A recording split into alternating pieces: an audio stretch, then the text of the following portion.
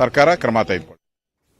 ಮಡಿಕೇರಿಯಲ್ಲಿ ಪ್ರಾಂಶುಪಾಲರಿಗೆ ಜೀವ ಬೆದರಿಕೆಯನ್ನ ಒಡ್ಡಲಾಗಿದ್ದು ಹಿಜಾಬ್ ತೆಗೆಯುವಂತೆ ಸೂಚನೆಯನ್ನ ಮಾಡಿದ್ರು ಅಲ್ಲಿನ ಪ್ರಿನ್ಸಿಪಲ್. ಆ ಸಂದರ್ಭದಲ್ಲಿ ಬೆದರಿಕೆಯನ್ನ ಒಡ್ಡಲಾಗಿದೆ. ಮಡಿಕೇರಿಯ ಜೂನಿಯರ್ ಕಾಲೇಜಿನ ಪ್ರಾಂಶುಪಾಲ ವಿಜಯ್ ಅವರಿಗೆ ಬೆದರಿಕೆಯನ್ನ ಒಡ್ಡಲಾಗಿದ್ದು ಹಿಜಾಬ್ ಅನ್ನ ತೆಗೆದು ಕ್ಲಾಸ್ಗೆ ಬರಬೇಕು ಅಂತ ಹೇಳಿ ಸೂಚನೆಯನ್ನ ಕೊಟ್ಟಿದ್ರು ಪ್ರಾಂಶುಪಾಲರು. ಆ ಒಂದು ಹಿನ್ನೆಲೆಯಲ್ಲಿ ಆ ಪ್ರಾಂಶುಪಾಲರಿಗೆ ಬೆದರಿಕೆ ಒಡ್ಡಲಾಗಿದೆ. ಮೊಹಮ್ಮದ್ ತೌಸಿಫ್ ಅನ್ನುವಾತ ಜೀವ ಬೆದರಿಕೆಯನ್ನ ಒಡ್ಡಿದ್ದು ಇನ್ನು ಹೆಚ್ಚು ದಿನ ಬದುಕೋದಿಲ್ಲ ಅಂತ ಜಾಲತಾಣದಲ್ಲಿ ಪೋಸ್ಟ್ ಅನ್ನ ಹಾಕಿದ್ದಾನೆ. ಮೊಹಮ್ಮದ್ ತೌಸಿಫ್ ಎಂಬಾತನ ವಿರುದ್ಧ ಸೈಬರ್ ಕ್ರೈಂ ಠಾಣೆಗೆ ದೂರನ್ನ ನೀಡಲಾಗಿದೆ.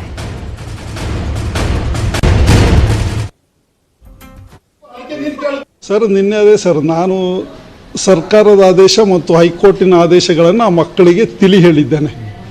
ಮತ್ತು ಮಕ್ಕಳು ನಮಗೆ ತಿರುಗಿಸಿ ಲೆಕ್ಚರರ್ಸಿಗೆಲ್ಲ ತಿರುಗಿಸಿ ಮಾತಾಡಿದ್ದು ನಮಗೆಲ್ಲ ಭಾರಿ ಬೇಸರ ಆಯಿತು.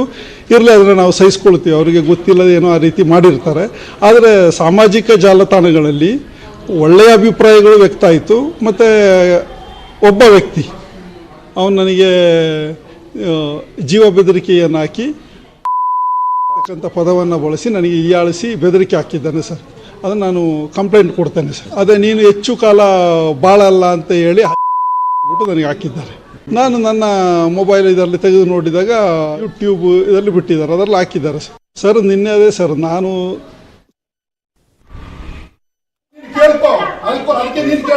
ಕ್ಲಾಸಿಗೆ ಬಂದ್ರೆ ನೀನು ಒಳಗಡೆ ಬಾ ಅಷ್ಟೇ.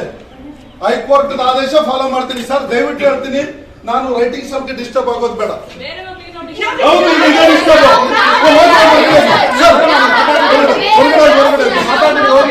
ಹೋಗು, ನೀನೇ ಹಾಕೊಂಬರ, ನೀನೇ ನಾನು ಹಾಕೊಂಬರ್ತೀನಿ. ಹೋಗು, ಎಸ್ ಹೋಗು. ನೋಡಮ್ಮ, ಆದೇಶ ಇರಲಿಲ್ಲ. ಇಷ್ಟು ದಿನ ನಾವು ನಿಮ್ಮ ಹತ್ರ ಹೇಳಿಲ್ಲ, ನಾವು ಮಕ್ಕಳನ್ನ ಕೂರಿಸ್ಕೊಂಡು ಪಾಠ ಮಾಡಿದ್ದೇವೆ. ಈಗ ಬಂದ್ಬಿಟ್ಟು ನೀವು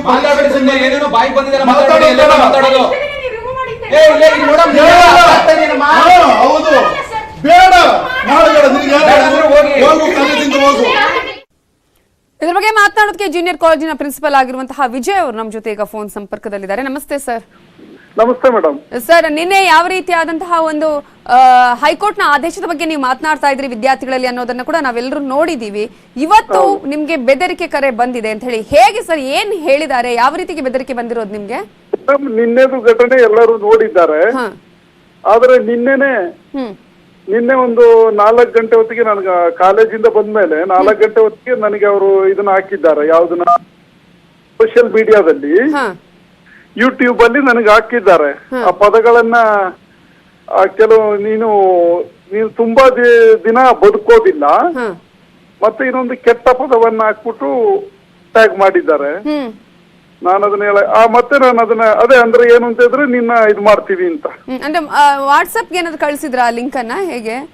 ಇಲ್ಲ, ವಾಟ್ಸಪ್ ಕಳಿಸಿಲ್ಲ, ಯೂಟ್ಯೂಬ್ ಅಲ್ಲಿ ಇದೆ. ನಾನು ಅದನ್ನ ಈಗ ತೆಗೆದು ನಾನು ಎಲ್ಲವನ್ನ ರೆಡಿ ಮಾಡಿ ಅದರ ದಾಖಲಾತಿ ಸಮೇತ ನಾನು ಪೊಲೀಸ್ ಸ್ಟೇಷನ್ ಇವತ್ತು ಬೆಳಗ್ಗೆಯಿಂದ ಹೋಗಿ ಕೊಟ್ಟಿದ್ದೇನೆ ಮೇಡಮ್.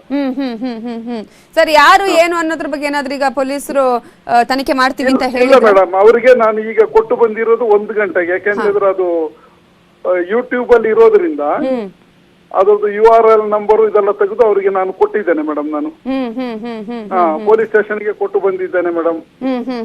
ಸರ್, ಈಗ ನೀವು ಹೈಕೋರ್ಟ್ ಏನು ಆದೇಶ ಇದೆ ಅದನ್ನ ಪಾಲಿಸೋದು ಎಲ್ಲರ ಕರ್ತವ್ಯ ಕೂಡ ಅಂತ ಹೇಳಿ ಮೇಡಮ್ ನಾವು ಅಷ್ಟೇ ಹೇಳಿದ್ದು ಮೇಡಮ್. ನೀವೀಗ ನಂದು ಬೈಟ್ಸ್ ಇದೆ, ನಾನು ಹೇಳಿರೋದು ರೆಕಾರ್ಡ್ಗಳಿದೆ. ಅವರು ವಿದ್ಯಾರ್ಥಿಗಳು ಅವರ ಹದ್ದು ಮೀರಿ ಮಾತಾಡ್ತಾ ಇದ್ರು ಶಿಕ್ಷಕರಿಗೆಲ್ಲ. ನಮ್ ಬಾರಿ ಬೇಸರ ಆಯ್ತು. ನಾನು ಪ್ರಿನ್ಸಿಪಾಲ್ ಆಗಿ ಅಲ್ಲಿ ನಿಂತಿದ್ದೆ. ಮಕ್ಕಳಿಗೆ ಒಂದು ಒಳ್ಳೇದಾಗಿ ಮಾತಾಡಿ ಅಂತಿದ್ರು. ನಮ್ಮ ಲೆಕ್ಚರ್ಸ್ ಎಲ್ಲ ಪಾಪ ಇವತ್ತು ಭಾರಿ ಬೇಸರದಲ್ಲಿದ್ರು. ನಾನು ಹೇಳಿದೆ ಎದುರ್ಕೋಬೇಡಿ, ಬೇರೆ ಎಲ್ಲಿಗಾದ್ರೂ ಟ್ರಾನ್ಸ್ಫರ್ ತಗೊಂಡು ಹೋಗುವ ಅಂತೆಲ್ಲ ನನ್ನ ಹತ್ರ ಬಂದು ಮಾತಾಡಿದ್ರು.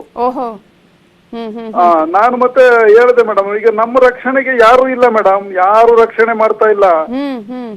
ನಾವು ಅಸಹಾಯಕ ಸ್ಥಿತಿಯಲ್ಲಿ ಇದ್ದುಬಿಟ್ಟು ನಾನು ಯೋಚನೆ ಮಾಡ್ತಿದ್ರಿ. ನಮ್ಮ ಮನೆಯಲ್ಲೂ ಹೇಳ್ತಾರೆ, ಇನ್ನಿರೋದು 6 ವರ್ಷ ಅಲ್ವಾ, ಬಿಟ್ಟು ಬೇಡ, ಕೆಲಸ ಬೇಡ ಅಂತ ಹೇಳ್ತಾ ಇದ್ದಾರೆ ನಮ್ಮ ಮನೆಯಲ್ಲಿ. ನಮ್ಗೆ ಮೇಡಮ್ ದಿನನಿತ್ಯ ಕಾಲೇಜಿಗೆ ಹೋದ್ರೆ ಮೇಡಮ್ ಇದೇ ನಮಗೆ, ನಾವು ಅವ್ರನ್ನ ಹಾಕ್ಬೇಡಿ ಅಂದ್ರೆ ಹಾಕ್ತಿವಿ ಅಂತಾರೆ. ಹೈಕೋರ್ಟ್ ಆದೇಶ ಪಾಲಿಸಿಲ್ಲ ಅಂದ್ರೆ ಪಾಲಿಸಿಲ್ಲ ಅಂತ ಹೇಳ್ತಾರೆ ನಮಗೆ. ನಾವು ಒಬ್ಬ ಪ್ರಿನ್ಸಿಪಾಲ್ ಹೈಕೋರ್ಟ್ ಆದೇಶವನ್ನು ಇಂಪ್ಲಿಮೆಂಟ್ ಆಗಕ್ಕಾಗಲ್ಲ. ವಿತೌಟ್ ಹೋಮ್ ಡಿಪಾರ್ಟ್ಮೆಂಟ್ ಸಪೋರ್ಟ್ ಇಲ್ಲದೆ ನಾವು ಮಾಡಕ್ಕಾಗಲ್ಲ ಮೇಡಮ್ ಇದೆಲ್ಲ. ಮತ್ತೆ ನಮಗೆ ಹೊರಗಡೆಯಿಂದ ಈ ರೀತಿ ಥ್ರೆಟ್ ಬಂದ್ರೆ ಮೇಡಮ್ ನಮ್ಮ ಮಕ್ಕಳು ನಮ್ಮ ಇವರೆಲ್ಲ ಭಯ ಪಡಬೇಕು ಅಂದ್ರೆ ನಾನೇನು ಭಯ ಪಡಲ್ಲ ಮೇಡಮ್. ಇದಕ್ಕೆಲ್ಲ ನಾನು ಯಾವ ಕಾರಣಕ್ಕೂ ಭಯ ಪಡಲ್ಲ ನಾನು.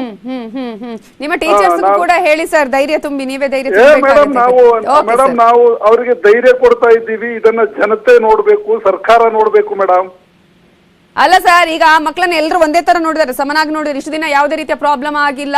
ಇಂಥ ಸಂದರ್ಭದಲ್ಲಿ ಈ ತರ ತಿರುಗಿಸಿ ಹೇಳೋದು, ಬೆದರಿಕೆ ಹಾಕಿಸುವಂತ ನಿಟ್ಟಿನಲ್ಲಿ ಪ್ರಯತ್ನಗಳನ್ನ ಮಾಡೋದು, ವಿದ್ಯಾರ್ಥಿಗಳಲ್ಲಿ ಗೌರವ ಇರಬೇಕಾಗತ್ತೆ ಶಿಕ್ಷಕರ ಬಗ್ಗೆ ಅಂತ ಹೇಳಿ ನೋಡೋಣ. ಮೇಡಮ್ ಒಂದು ಸರ್ಕಾರದ ಆದೇಶನ ಜಾರಿ ಮಾಡ್ಲಿಕ್ಕೆ ಇಲ್ಲ ನಮಗೆ ಅಂತ ಹೇಳಿದ್ರೆ ಇನ್ನೇನ್ ಮಾಡ್ಬೇಕು ನಾವು? ಎಕ್ಸಾಕ್ಟ್ಲಿ ಸರ್, ನಿಜ.